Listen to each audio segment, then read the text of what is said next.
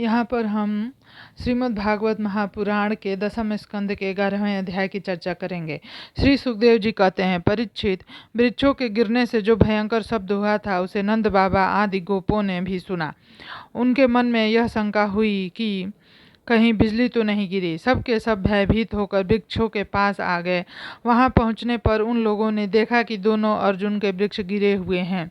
यद्यपि वृक्ष गिरने का कारण अस्पष्ट था, वहीं उनके सामने ही रस्सी में बंधा हुआ बालक उखल खींच रहा था, परंतु वे समझ न सके यह किसका काम है। ऐसी आश्चर्यजनक दुर्घटना कैसे घट गई, यह सोचकर वे कातर हो गए।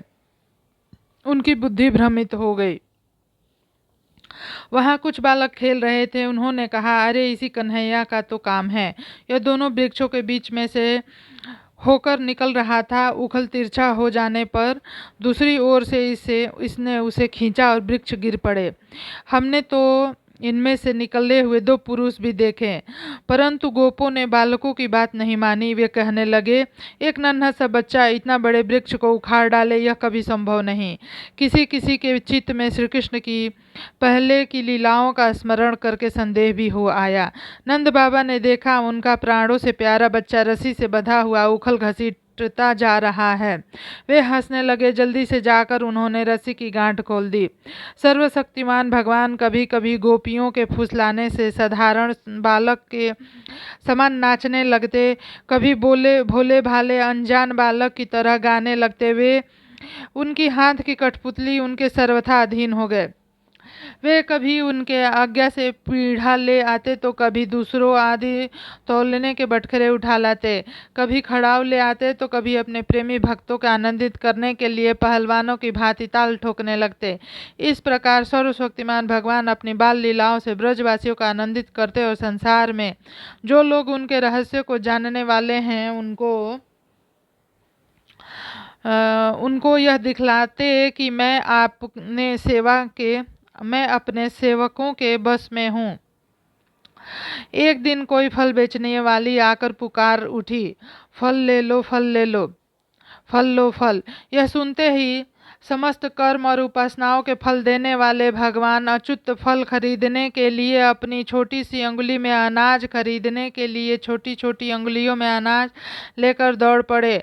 उनकी अंगुलियों में से अनाज तो रास्ते में ही बिखर गया, पर फल बेचने वाले ने उनके दोनों हाथ फल से भर दिए। इधर भगवान ने भी उनकी फल खा रखने वाली टोकरी रत्नों से भर दी। तदंतर एक दिन यमला अर्जुन वृक्षों को तोड़ने वाले श्री कृष्ण और बलराम बालकों के साथ खेलते खेलते यमुना तट पर चले गए और खेल ही खेल में रम गए। तब रोहिणी देवी ने उन्हें पुकारा, ओ कृष्ण, ओ बलराम, जल्दी आओ। परंतु रोहिणी के पुकारने पर भी वे आए नहीं, क्योंकि उनका मन खेल में लग गया था। जब बुलाने पर वे दोनों बालक नहीं आए, तब रोहिणी जी ने वात्सल्य स्नेहमयी यशोदा जी को भेजा। श्री कृष्ण और बलराम ग्वाल बालों के साथ बहुत देर से खेल रहे थे। यशोदा जी ने जाकर उन्हें पुकारा। उस समय पुत्र के प्रति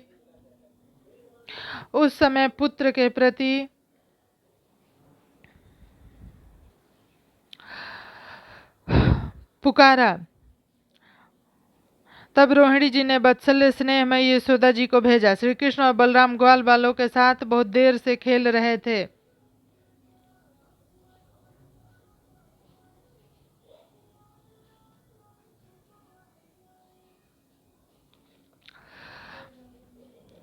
यशोदा जी ने उन्हें जाकर पुकारा। उस समय पुत्र के प्रति वात्सल्य स्नेह के कारण उसके स्तनों में दूध चूआ जा रहा था।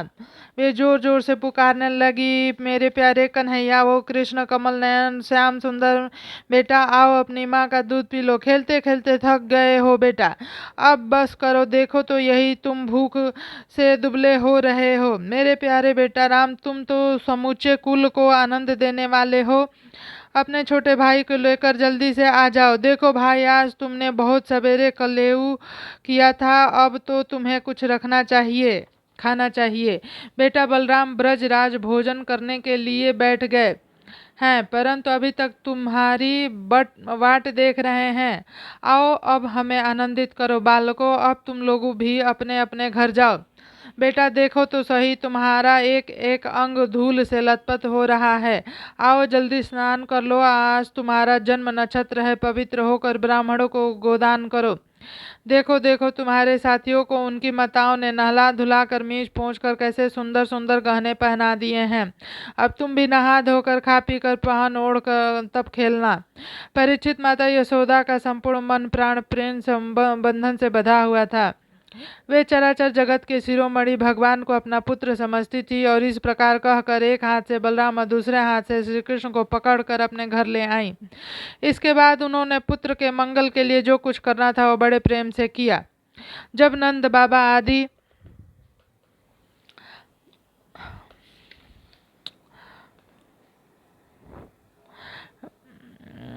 जब नंद बाबा आदि बड़े बूढ़े गोपों ने देखा कि महावन में तो बड़े बड़े उत्पात होने लगे, तब वे लोग इकट्ठे होकर अब ब्रजवासियों को क्या करना चाहिए इस विषय पर विचार करने लगे। उसमें से एक गोपक का नाम था उपनंद। वे अवस्था में तो बड़े थे ही, ज्ञान में भी बड़े थे। उन्हें इस बात का पता था कि किस समय किस स्थान पर किस वस्तु से कैसा व्यवहार करना चाहिए। साथ ही वे यह भी चाहते थे कि राम और श्याम सुखी रहें, उन पर कोई विपत्ति ना आवे।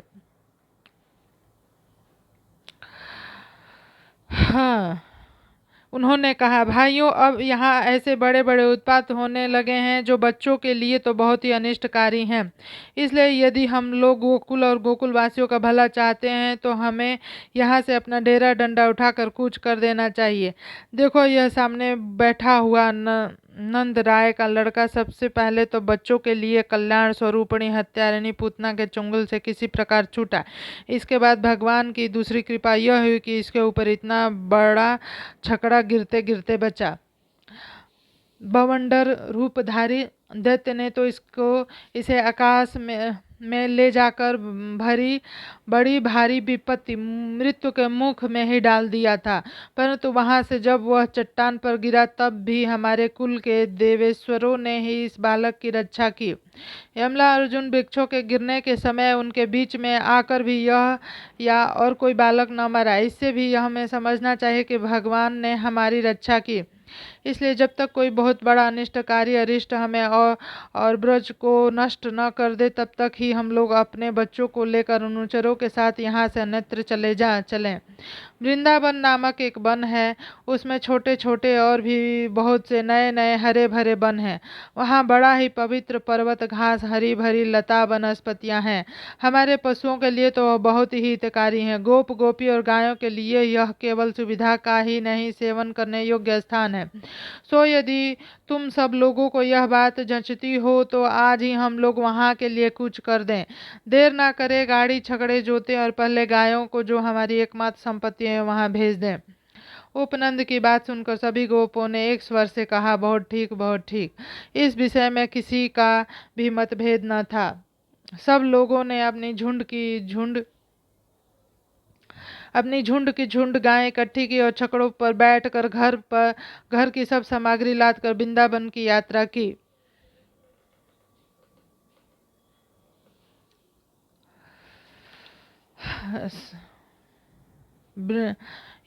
परीक्षित ग्वालों ने बूढ़ों, बच्चों, स्त्रियों और सब सामग्रियों को छकड़ों पर चढ़ा दिया। स्वयं उनके पीछे पीछे धनुष बाण लेकर बड़ी सावधानी से चलने लगे। उन्होंने गौ और बछड़ों को तो वो सबसे आगे कर लिया और उनके पीछे पीछे सिंगी और तुरही जोर जोर से बजाते हुए चले। उसके साथ ही साथ पुरोहित लोग भी चल रहे थे।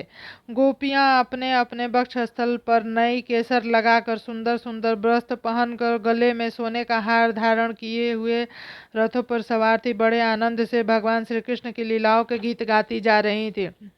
यशोदा रानी और रोहिणी जी भी वैसे ही सज धज कर अपने अपने प्यारे पुत्र श्री कृष्ण बलराम के साथ एक छकड़े पर शोभायमान हो रही थी। वे अपने दोनों बालकों की तोतली बोली सुनकर भी अघाती न थी और सुनना चाहती थी।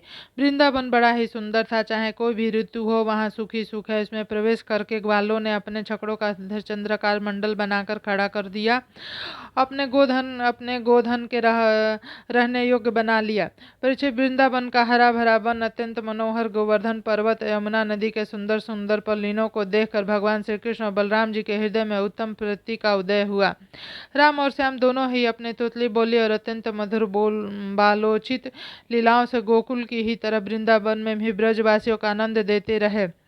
थोड़े ही दिनों में समय आने पर वे बछड़े चराने लगे।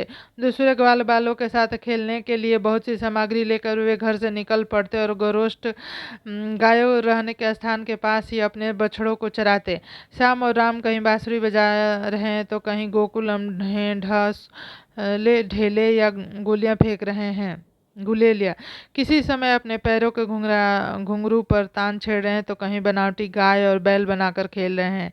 एक और देखिए तो सांड बन बनकर हकड़ते हुए आपस में लड़ रहे हैं, तो दूसरी ओर मोर, कोयल, बंदर आदि पशु पक्षियों की बोली निकाल रहे हैं।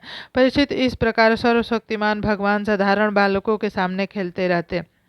एक दिन की बात है, श्याम और बलराम अपने प्रेमी सखा ग्वाल बालों के साथ यमुना तट पर बछड़े चरा रहे थे। उसी समय उन्हें मारने की नीयत से एक दैत्य आया।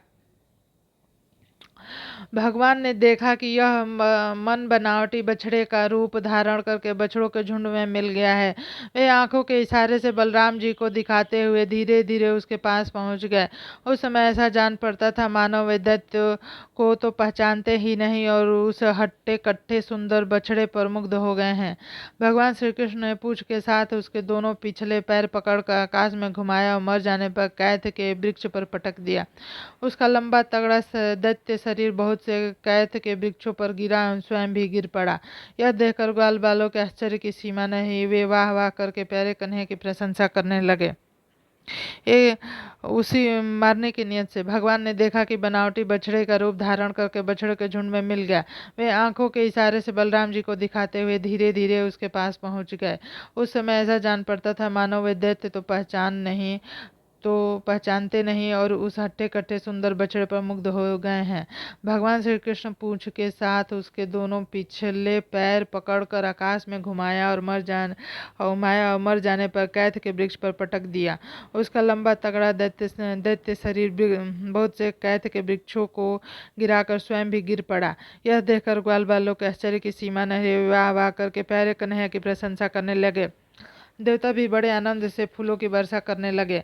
परीक्षित जो सारे लोगों के एकमात्र रक्षक हैं, वे ही श्याम और बलराम और वत्सपाल बछड़ों के चरवाहे बने हुए हैं। वे तड़के ही उठकर कलेवे की सामग्री ले लेते और बछड़ों को चराते हुए एक वन से दूसरे वन में घुमा करते। एक दिन की बात है, सब ग्वाल बाल अपने झुंड के झुंड बछड़ों को पानी पिलाने के लिए जलाशय के तट ले गए। उन्होंने पहले बछड़े को जल पिलाया और फिर स्वयं भी पिया। ग्वाल बालों ने देखा कि वहां एक बहुत बड़ा जीव बैठा हुआ है। ऐसा मालूम पड़ता था मानो इंद्र के वज्र से कट कर कोई पहाड़ टुकड़ा गिर हुआ है। ग्वाल बाल उसे देखकर डर गए। वह बक नाम का एक बड़ा भारी असुर था जो बगुले का रूप धर के वहां आया था। उसकी चोंच बड़ी तीखी थी, वह स्वयं बलवान था। उसने झपट कर श्री कृष्ण को निगल लिया। जब बलराम आदि बालकों ने देखा कि वह बड़ा भारी बगुला श्री कृष्ण को निगल गया, तब उनकी वही गति हुई जो प्राण निकल जाने के बाद इंद्रियों की होती है। वे चेत हो गए। परीक्षित, श्री कृष्ण लोक पितामह ब्रह्मा के ही पिता हैं। वे लीला से गोप बालक बने हुए हैं। जब वे बगुले के तालू के नीचे पहुंचे तब वे आग के समान उसका तालू जलने लगे। अतः उसे दैत्य ने श्री कृष्ण के शरीर पर बिना किसी प्रकार का घाव किए ही झटपट उन्हें उगल दिया। फिर बड़े क्रोध से अपने कठोर चोंच से उन पर चोंच करने के लिए टूट पड़ा। कंस का सखा बकासुर अभिभक्त वत्सल भगवान श्री कृष्ण पर झपट ही रहा था कि उन्होंने अपने दोनों हाथ से उसे दोनों ठोर पकड़ लिए और ग्वाल बालों के देखते देखते खेल ही खेल में उसे वैसे ही चीर डाला जैसे कोई वीरण को चीर डालते हैं। इससे देवताओं को बड़ा आनंद हुआ। सभी देवता भगवान श्री कृष्ण पर अनंत वन के बेला, चमेली आदि फूल बरसाने लगे और नगारे, शंख आदि बजाकर उन्हें शास्त्रों के साथ उनको प्रसन्न करने लगे। यह सब देखकर सब के सब ग्वाल बाल आश्चर्यचकित हो गए। जब बलराम आदि बालकों ने देखा कि श्री कृष्ण बगुले के मुंह से निकल कर हमारे पास आ गए हैं, तब उन्हें ऐसा आनंद हुआ मानो प्राणों के संचय से इंद्रिय सचेत आनंदित हो गई हों। सबने भगवान को अलग अलग गले लगाया। उसके बाद अपने अपने अपने बछड़े हाँककर सब ब्रज आए और वहाँ उनके घर के लोगों से सारी घटना का सुनाई। परीक्षित बकासुर के वध की घटना सुनकर सब के सब गोपी गोप आश्चर्यचकित हो गए। उन्हें ऐसा जान पड़ा जैसे कन्हैया साक्षात मृत्यु के मुख से ही लौटा हो। वे बड़ी उत्सुकता, प्रेम और आदर से श्री कृष्ण को निहारने लगे। उनके नेत्र की प्यास बढ़ती ही जा रही थी।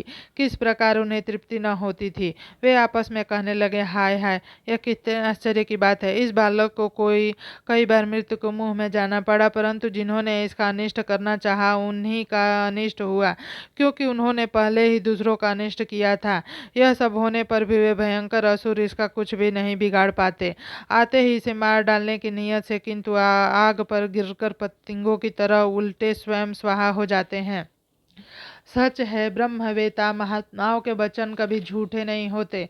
देखो न, महात्मा गर्गाचार्य ने जितनी बातें कही थी वो सब की सब 16 आने ठीक उतर रही हैं। नंद बाबा आदि गोपगण इसी प्रकार बड़े आनंद से अपने श्याम और राम की बातें किया करते। वे उनमें इतने तन्मय रहते कि उन्हें संसार के दुख संकटों का कुछ पता ही न चलता। इस प्रकार श्याम और बलराम ग्वाल बालों के साथ कभी आंख मिचौनी खेलते तो कभी पुल बांधते, कभी बंदरों की भांति उछलते कूदते तो कभी और कोई विचित्र खेल करते। इस प्रकार के बालोचित खेलों से उन दोनों ने ब्रज में अपनी बाल अवस्था व्यतीत की। श्री सुखदेव जी कहते हैं, परीक्षित, एक दिन नंद नंदन श्याम सुंदर वन में ही कलेवा करने के लिए विचार से बड़े तड़के उठ गए और सिंगी बाजे की मधुर मनोहर ध्वनि से अपने साथी ग्वाल बालों के मन की बात जानते हुए उन्हें जगाया और बछड़े को आगे करके ब्रज मंडल से निकल पड़े। श्री कृष्ण के साथ ही उनके प्रेमी सहस्त्रों ग्वाल बाल सुंदर छींके, बेंत, सिंगी और बांसुरी लेकर तथा अपने सहस्त्रों बछड़ों को आगे करके बड़ी प्रसन्नता से घरों से चल पड़े। उन्होंने श्री कृष्ण के अग्रित बछड़ों में अपने अपने बछड़े मिला दिए और स्थान स्थान पर बालोचित खेल खेल कर विचरने लगे। यद्यपि सब के सब ग्वाल बाल कांच, घुघुची, मणि और सुवर्ण के गहने पहने हुए थे, फिर भी उन्होंने वृंदावन के लाल, पीले, हरे फलों से, नई नई कपोलों से, गुच्छों से, रंग बिरंगे फूल, मोरपंख से और गेरू आदि रंगीन धातुओं से अपने को सजा लिया। कोई किसी का छींका चुरा लेता तो कोई किसी की बेंत या बांसुरी। जब उन वस्तुओं के स्वामी को पता चलता तब उन्हें लेने वाला कोई किसी दूसरे के पास दूर फेंक देता, दूसरे तरीके के तीसरे और भी दूर चौथे के पास, फिर वे हंसते हुए उन्हें लौटा देते। यदि श्याम सुंदर श्री कृष्ण वन की शोभा देखने के लिए कुछ आगे बढ़ जाते तो पहले मैं छूऊंगा, पहले मैं छूऊंगा, इस प्रकार आपस में होड़ लगाकर सब के सब उनकी ओर दौड़ पड़ते, उन्हें छू छू कर आनंद मग्न हो जाते। कोई बांसुरी बजा रहा है तो कोई सिंगी ही फूंक रहा है, कोई भंवरों के साथ गुनगुना रहा है तो बहुत से कोयलों के स्वर में स्वर मिलाकर कुहू कुहू कर रहे हैं। एक और कुछ ग्वाल बाल आकाश में उड़ते हुए पक्षियों की छाया के साथ दौड़ रहे हैं तो दूसरी ओर कुछ हंसों की चाल नकल करते हुए उनके साथ सुंदर गति से चल रहे हैं।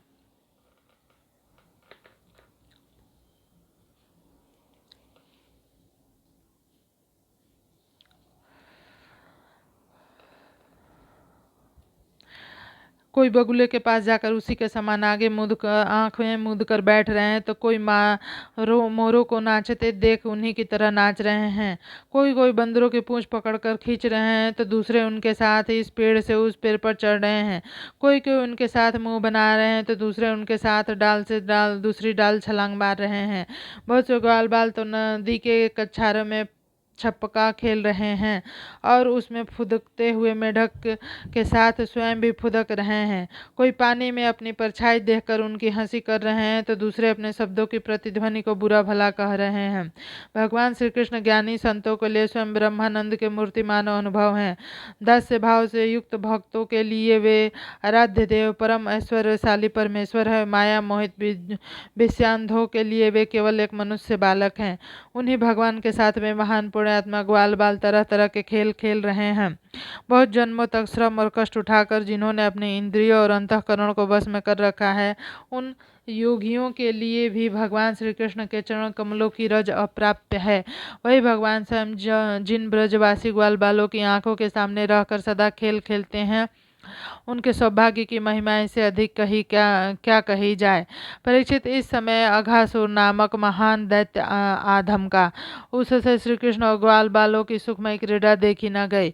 उसके हृदय में जलन होने लगा। वह इतना भयंकर था कि अमृत पान करके अमर हुए देवता भी उसे अपने जीवन की रक्षा करने के लिए चिंतित रहा करते थे और इस बात की बाट देखते रहते थे कि किसी प्रकार से इसकी मृत्यु का अवसर आ जाए। अघासुर, पूतना, बकासुर छोटा भाई तथा कंस का भेजा हुआ था। वैसे वह श्री कृष्ण, सुदामा और ग्वाल बालों को देखकर मन ही मन सोचने लगा कि यही मेरे सगे भाई और बहन को मारने वाला है। इसलिए आज मैं इस ग्वाल बालों के साथ इसे मार डालूंगा। जब ये सब मार कर मेरे उन दोनों भाई बहनों के मृत प्राण की तिलांजलि बन जाएंगे, तब ब्रजवासी अपने आप मेरे जैसे हो जाएंगे। संतान की प्राणियों के प्राण हैं, जब प्राण ही न रहेंगे तब शरीर कैसे रहेगा। इसकी मृत्यु से ब्रजवासी अपने आप मर जाएंगे। ऐसा निश्चय करके वह दुष्ट दैत्य अजगर का रूप धारण कर मार्ग में लेट गया। उसका यह अजगर शरीर की ओजन लंबा, बड़े पर्वत के समान विशाल एवं मोटा था। वह बहुत ही अद्भुत था। उसकी नीयत बहुत बालकों को निगल जाने की थी, इसलिए उसने गुफा के समान अपना बहुत बड़ा मुख फाड़ रखा था। उसके नीचे का होंठ पृथ्वी से और ऊपर का ओठ बादलों से लगा लगा रखा था लग रहा था। उसे जबड़े के कंदराओं के समान थे और दाएं पर्वत के शिखर सी जान पड़ती। मुंह के भीतर घोर अंधकार था। जीभ एक चौड़ी लाल सड़क सी दिखती थी। सांस आधी के समान थी और आंखें दावानल के समान दहक रही थीं। अघासुर ऐसा रूप देख बालकों ने समझा कि यह भी वृंदावन की कोई शोभा है। वे कौतुक बस खेल ही खेल में उत्प्रेक्षा करने लगे कि यह मानो अजगर का खुला हुआ मुख है।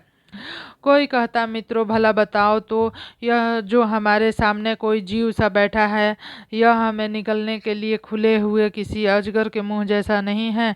दूसरे ने कहा, सचमुच सूर्य की किरणें पड़ने से जो बादल लाल लाल हो जाते हैं, वे ऐसे मालूम होते हैं मानो ठीक ठीक इसके ऊपरी ओट हों, और उन्हीं बादलों की परछाई से यह जो नीचे की भूमि है कुछ लाल दिख रही है।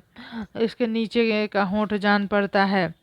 तीसरे ग्वाल बाल ने कहा, हाँ सच में, देखो तो सही, यह दाईं और बाईं ओर की गिरी कंदराएं अजगर के जबड़े की होड़ जैसी होड़ नहीं करती, और ये ऊंची ऊंची शिखर पंक्तियां जो साफ साफ इसकी दाढ़ें मालूम पड़ती हैं। चौथे ने कहा, अरे बे, यह लंबी चौड़ी सड़क तो ठीक अजगर की जीभ सरीखी मालूम पड़ती है, और इन गिरी श्रृंगों के बीच का अंधकार तो इसके मुख के भीतर भाग को भी मात करता है। किसी दूसरे ग्वाल बाल ने कहा, देखो देखो, ऐसा जान पड़ता है कि कहीं इधर जंगल में आग लगी है, इसी से यह गर्म और तीखी हवा आ रही है। परंतु अजगर की सांस के साथ इसका क्या मेल बैठ गया है, और उसी आग से जले हुए प्राणी की दुर्गंध ऐसी जान पड़ती है मानो अजगर के पेट में मरे हुए जीव के मांस की ही दुर्गंध हो। तब उन्हीं में से एक ने कहा, यदि हम लोग इसके मुख में घुस जाएं तो क्या हमें निकल जाएगा। अजी, यह क्या निकलेगा। ऐसे कही ऐसी करने की ढिठाई क्षण में ही बकासुर के समान नष्ट हो जाएगा। हमारा यह कन्हैया इसको छोड़ेगा थोड़े ही। इस प्रकार कहते हुए गालबल बकासुर को मारने वाले श्री कृष्ण का सुंदर मुख देखते और ताली पीठ पर हंसते हुए अघासुर के मुंह में घुस गए। उन अनजान बच्चों की आपस में हुई भ्रमणपूर्ण बात सुनकर भगवान श्री कृष्ण ने सोचा, अरे इन्हें तो सच्चा सर्प भी झूठा प्रतीत होता है। परीक्षित, भगवान श्री कृष्ण जान गए कि यह राक्षस है। भला उन्होंने क्या छिपा उनसे क्या छिपा रहता। वे तो समस्त प्राणियों के हृदय में निवास करते हैं। अब उन्होंने यह निश्चय किया कि अपने सखा ग्वाल बालों को उसके मुख में जाने से बचा लें। भगवान इस प्रकार सोच ही रहे थे कि सब के सब ग्वाल बाल बछड़ों के साथ उस असुर के पेट में चले गए, परंतु अघासुर ने अभी उन्हीं निगला नहीं। इस कारण यह भी था कि अघासुर अपने भाई बकासुर और बहन पूतना के वध की याद करके इस बात की बाट देख रहा था कि उसको मारने वाले श्री कृष्ण मुंह में आ जाए, तब उसको एक साथ ही निगल जाऊंगा। भगवान श्री कृष्ण सबको अभय देने वाले हैं। जब उन्होंने देखा कि ये बेचारे ग्वाल बाल, जिनका एकमात्र रक्षक मैं हूँ, मेरे हाथ से निकल गए और जैसे कोई तिनका उखड़कर मेरे आंख में गिर पड़े, वैसे ही अपने अपने मृत्यु रूप अघासुर की जठराग्नि के ग्रास बन गए, तब देव की इस विचित्र लीला पर भगवान को बड़ा विस्मय हुआ और उनका हृदय दया से द्रवित हो गया। वे सोचने लगे कि अब मुझे क्या करना चाहिए। ऐसा कौन सा उपाय है जिसे दुष्ट की मृत्यु हो जाए और इन संत स्वभाव वाले भले बालकों की हत्या भी न हो। ये दोनों काम कैसे हो सकते हैं? परिचित, भगवान श्री कृष्ण भूत भविष्य वर्तमान सबको प्रत्यक्ष देखते रहते हैं। उनके लिए उपाय जानना कोई कठिन न था। वे अपना कर्तव्य निश्चय करके स्वयं उसके मुंह में घुस गए। उस समय बादलों में छिपे हुए देवता भयवश हाय हाय पुकार उठे और अघासुर के हितैषी कंस आदि राक्षस हर्ष प्रकट करने लगे। अघासुर बछड़ों ग्वाल बालों सहित भगवान श्री कृष्ण को अपने दाढ़ों से चबा चबा कर चूर कर डालना चाहता था। तो उसी समय अविनाशी श्री कृष्ण ने देवताओं की हाय हाय सुनकर उनके गले में अपने शरीर की को बड़ी फुर्ती से बढ़ा लिया। इसके बाद भगवान ने अपने शरीर को इतना बड़ा कर लिया कि उसका गला ही रूंध गया। आंखें उलट गई, वह व्याकुल होकर बहुत ही छटपटाने लगा। सांस रुक कर सारे शरीर में भर गई और अंत में उसके प्राण ब्रह्मरंध्र फोड़कर निकल गए। उसी मार्ग से प्राणों के साथ उसकी सारी इंद्रियां भी शरीर से बाहर हो गईं। उसी समय भगवान मुकुंद ने अपने अमृतमय दृष्टि से मरे हुए बछड़ों ग्वाल बालों को जिला दिया। सब उनके साथ लेकर वे अघासुर के मुंह से बाहर निकल आए। उस अजगर के स्थूल शरीर से एक अत्यंत अद्भुत और महान ज्योति निकली। उस समय उस ज्योति के प्रकाश से दसों दिशाएं प्रज्वलित होती। वह थोड़ी देर तो आकाश में स्थित होकर भगवान के निकलने की प्रतीक्षा करती रही। जो वे बाहर आए तब वह सब देवताओं के देखते देखते उन्हीं में समा गई। उस समय देवताओं ने फूल बरसाकर, अप्सराओं ने नाचकर, गंधर्वों ने गाकर, विद्याधरों ने बाजे बजाकर, ब्राह्मणों ने स्तुति पाठ कर, पार्षदों ने जय जयकार नारे लगाकर बड़े आनंद से भगवान श्री कृष्ण का अभिनंदन किया, क्योंकि भगवान श्री कृष्ण ने अघासुर को मारकर उन सबका बहुत बड़ा काम किया था। उन अद्भुत स्तुतियों, सुंदर बाजों, मंगलमय गीतों, जय जयकार और आनंद उत्सव की मंगल ध्वनि ब्रह्मलोक के पास पहुंच गई। जब ब्रह्मा जी ने वह ध्वनि सुनी तब वे बहुत ही शीघ्र अपने वाहन पर चढ़कर वहां आए और भगवान श्री कृष्ण की यह महिमा देखकर आश्चर्यचकित हो गए। परीक्षित, जब वृंदावन में अजगर का वह चाम सूख गया तब वह ब्रजवासियों के लिए बहुत दिनों तक खेलने की एक अद्भुत गुफा सी बना रहा। यह तो भगवान ने अपने ग्वाल बालों को मृत्यु के मुख से बचाया था और अघासुर को मोक्ष दान किया था। वह लीला भगवान ने अपने कुमार अवस्था में अर्थात 5वें वर्ष में की थी। ग्वाल बालों ने उसे उसी समय देखा भी था, परंतु पौगड़ अवस्था अर्थात 6ठे वर्ष में अत्यंत आश्चर्यचकित होकर ब्रज में उसका वर्णन किया। अघासुर मूर्तिमान पाप ही था। भगवान के स्पर्श मात्र से उसके सारे पाप धुल गए और उसे उस सारूप्य मुक्ति की प्राप्ति हुई जो पापियों को कभी मिल नहीं सकती। परंतु यह कोई आश्चर्य की बात नहीं, क्योंकि मनुष्य बालक की सी लीला रचने वाले ये वे ही परम पुरुष परमात्मा हैं, जो व्यक्त अव्यक्त कार्य कारण रूप समस्त जगत के एकमात्र विधाता हैं। भगवान श्री कृष्ण के किसी एक अंग की भाव निर्मित प्रतिमा यदि ध्यान के द्वारा एक बार भी हृदय में बैठा ली जाए तो वह सोलोक्य, समीप्य आदि गति का दान करती है, जो भगवान के बड़े बड़े भक्तों को मिलती है। भगवान आनंद के नित्य साक्षात्कार स्वरूप हैं। मैं उनके पास तक नहीं फटक पाती। वे ही स्वयं अघासुर के शरीर में प्रवेश कर गए। क्या अब वे उसकी सद्गति के विषय में कोई संदेह है?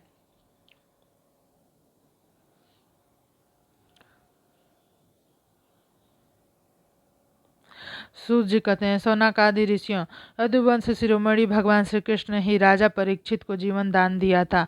उन्होंने जब अपने रक्षक एवं जीवन सर्वस्व का विचित्र चरित्र सुनाया तब उन्होंने फिर सुखदेव जी महाराज से उन्हीं की पवित्र लीला के संबंध में प्रश्न किया।